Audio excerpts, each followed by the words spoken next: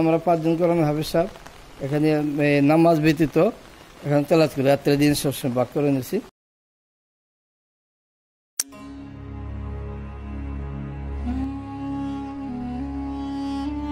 আসসালামু আলাইকুম। 700 বছরের পুরনো মসজিদে 93 বছর ধরে খাওয়া এবং নামাজ ব্যতীত 24 ঘন্টায় কোরআনের তেলাওয়াত করা হয়। আজকে বলছি টাঙ্গাইল জেলার ধনবাড়িতে অবস্থিত ধনবাড়ি নবাববাড়ি মসজিদের কথা। আজকের এই ভিডিওতে এই ধনবাড়ি শাহী জামে মসজিদের আপনাদের কাছে তুলে ধরব। আশা করি পুরো ভিডিওটি দেখবেন।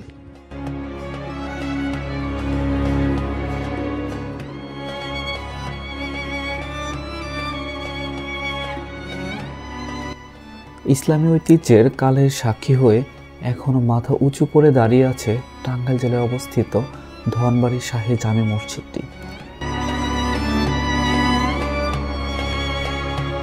1600 শতাব্দীতে তুর্কি বংশধর ইস্পিঞ্জার খাঁ ও মনোয়ার খাঁ মসজিদটির প্রথম খণ্ড নির্মাণ করেন। সম্রাট আকবরের সময় এই দুই ভাই ধনবাড়ির অত্যাচারী জমিদারকে পরাজিত করে এই অঞ্চলের দায়িত্বভার গ্রহণ করেন এবং তারা এই মসজিদটি নির্মাণ করেন। পরবর্তীতে এই মসজিদটির আধুনিক রূপে রূপান্তরিত করেন বাংলা ভাষার প্রথম প্রস্তাবক, ঢাকা বিশ্ববিদ্যালয়ের অন্যতম প্রতিষ্ঠাতা সদস্য এবং যুক্ত বাংলার প্রথম মুখ্যমন্ত্রী নবাব সৈয়দ নওয়াব আলী চৌধুরী।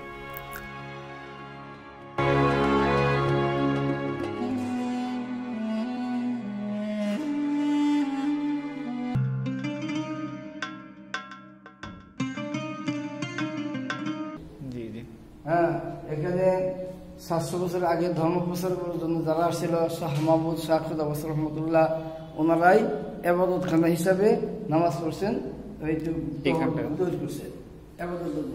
তৎকালীন লোক সংখ্যা কম ছিল, মুসলমান কম ছিল, ওনারাই আসছে মুসলমান বানার জন্য। তারা বিভিন্ন জায়গায় ভারত উপমহাদেশ ঘুরে ঘুরে মুসলমান বানাইছে আর এখানে আশ্রয় নিছে, আস্থানা করছে। তারা আস্থানা করে এই মসজিদে করছে। আর এটা হলো খুতবা, ইমাম সাহেব এখানে বসে ভাষণ দেন দর্শক করে। আচ্ছা আচ্ছা। আর এইটুকু পরবর্তীতে কে করেছে? তারপরে আবার বলতেছি, আসেন বাবু দেখি। এটা এখান থেকে পুরা মসজিদ এটা সেশন করছেন এই নব বাহাদুর সাহেব, নব রসিদুল সাহেব 110 বছর পরে হয়ে এলো। আচ্ছা, পুরা ঘাট, পুরা ঘাট সহ না? জি জি। আর এই যে বাতিগুলো দেখতেছেন ধারবাতি, বুঝছেন? জি জি, ধারবাতি এগুলা। হ্যাঁ, এটা তৎকালে বিদ্যুৎ ছিল না, তখন ওই নারকেল তেল দিয়া সুবিধা মানে পরে আলো দিছে, আলো। ও আচ্ছা আচ্ছা আচ্ছা। এগুলোকে এখন ব্যবহার করা হয় না? এখন ব্যবহার করা হয় না, এখন তো বিদ্যুৎ আসছেই। তারপরে পুরা মসজিদ এটা যে কারুকাজগুলো করছে, যে ফুলগুলো দেখে দিয়েছে। হ্যাঁ, সিদ্দিক রাজা ছিল, ঢাকাতন সিদ্দিক রাজা ইয়া উনি তৈরি করে গেছে। হ্যাঁ, এখন যারা ভাঙে আর পুরাতন ওইভাবে আর ই করে নির্মাণ করুন না। যেমন এটা ছিল মাংস, বুঝছেন? ওইটা ওই নকশাটা আর কাটা হয় না কেউ। এই অবস্থায় আছে। এই চুন সুরকিতে এটা তৈরি, চুন সুরকি, অর্থাৎ কোনো সিমেন্ট বালু কিছু দেওয়া নেই, চুন সুরকি দেয় এই মসজিদ তৈরি করছে।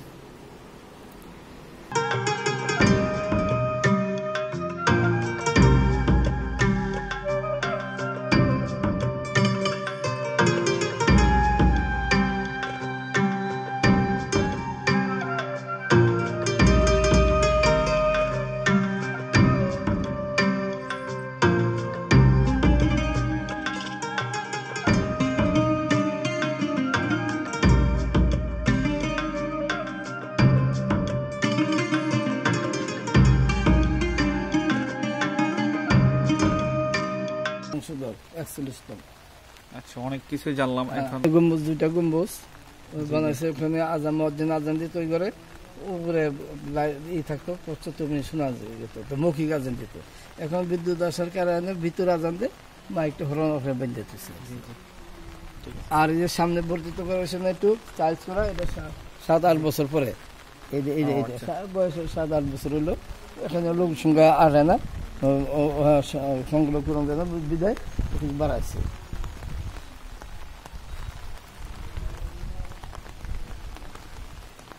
আর এটা তো নবাব সাহেবের কবর, বুঝছেন? আমরা 5 জন করানো হাফেজ সাহেব এখানে নামাজ ব্যতীত এখানে তেলাওয়াত করি। রাত্রে দিন সবসময় ভাগ করে নিয়েছি, 2.5 ঘন্টা করি, দিনে 2.5 ঘন্টা, রাত্রে 2.5 ঘন্টা, এই 5 ঘন্টা আমরা এখানে তেলাওয়াত করি। এটা হলো মরহুম নবাব নওয়াল সাহেবের কবর। উনি নির্দেশ করে গিয়েছেন? হ্যাঁ, উনি নির্দেশ করছেন, মানে উনি নিজে এখানে কোরআন তেলাওয়াত করতেন, বুঝছেন? আবার উনি তৎকালীন ওলামায়ে কেরাম উনি তারা শুনছে, উনি শুনছে, এবং উনি জীবিত থাকার করেছে যে আমি যেখানে মারা যাই এই ঘরের মধ্যে কবর দেবেন। এই মসজিদের বিশেষ ঘর বানিয়েছে আগেই, সে যে যারা বানিয়ে রাখছিলেন, হ্যাঁ বানিয়ে রাখছে। তৎকালীন ওনাদের যে পিসা পির উলি কামেল আলেম ছিল, তারা বলছিল, তাদেরকে বলছে যে আচ্ছা কবরে আজাব তুমি মাপ চাপ রাখিবে ঘুরে। তারা বলছে যে যতক্ষণ পর্যন্ত কোরআন তেলাওয়াত করা হয় ততক্ষণ পর্যন্ত কোনো আজাব হবে না। পরে বলে তাহলে আমি যদি সৃষ্টিগুলো করতে পারবেন, কিন্তু এটা আগেই করতে হবে। এদিকে সে গরবান তৈরি করছে, কবর সামনে আসছে, এবং জীবিত নিজে পড়ছে, ওলামায়ে কেরাম পড়াইছে। আর উনি গরমের সময় থাকতো দার্জিলিং থাকতো, ওখানে মারা গেছে, ওখানে আসে না, ওখানে মারা দিচ্ছে। আর ওনার নওয়াব সাহেবের উনি এই উপমহাদেশ পাক ভারত উপমহাদেশের উনি মন্ত্রী ছিলেন, শিক্ষামন্ত্রী, কৃষিমন্ত্রী। তখন ভারত, বাংলাদেশ, শ্রীলঙ্কা, পাকিস্তান, ভুটান সব এক ছিল। আর উনি ওনার অনেক শিক্ষা প্রতিষ্ঠান করছে, অনেক শিক্ষা প্রতিষ্ঠান, ঢাকা বিশ্ববিদ্যালয়। উনি ব্রিটিশ সরকার ব্রিটিশ পার্লামেন্টের কাছে বলছে যে আমার পূর্ববঙ্গে একটা ভার্সিটি দিতে হবে না, যে তোমার তাঁতি চাষি ছেলেরাই ভার্সিটি পড়তে হবে, তারা কলিকাতা এসে পড়তে পারবে না, অত ব্যয় পড়তে পারবে না। আমার বাংলাদেশে পূর্ববঙ্গে একটা ভার্সিটি দিতে হবে।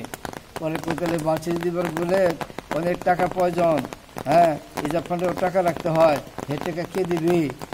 কত হাজার টাকা লাগে নেন, তৎকালীন 35,000 দিচ্ছে, তারপর আবার পরে আবার টাকা দিছে। তারপর ধরুতে নগরবাড়ি ঘাট এটা বিক্রি করছে, সদর ঘাট হেলা বন্ধ রেখেছে, এইরকম অনেক টাকা সংগ্রহ করে ভার্সিটি করছে। আর ওনার দোস্ত আছে নবাব সলিমুল্লাহ, নবাব সলিমুল্লাহ, উনি দিচ্ছে ভূমি 500-550 একর যত জমি উনি দিছে, যত টাকা লাগছে এই নবাবে দিচ্ছে। এইভাবে ভার্সিটি করছে, অনেক শিক্ষা প্রতিষ্ঠান করছে। উনি আল্লাহর ওলি, বিশেষ আল্লাহর বান্দা, খুব পরহেজগার ছিলেন। ওনার জন্য দোয়া করবেন, আমরা দোয়া করি, ওনার পূর্বপুরুষ তাদের জন্য দোয়া করি, আল্লাহ তাদের জন্য জান্নাত নসিব করেন। আমিন।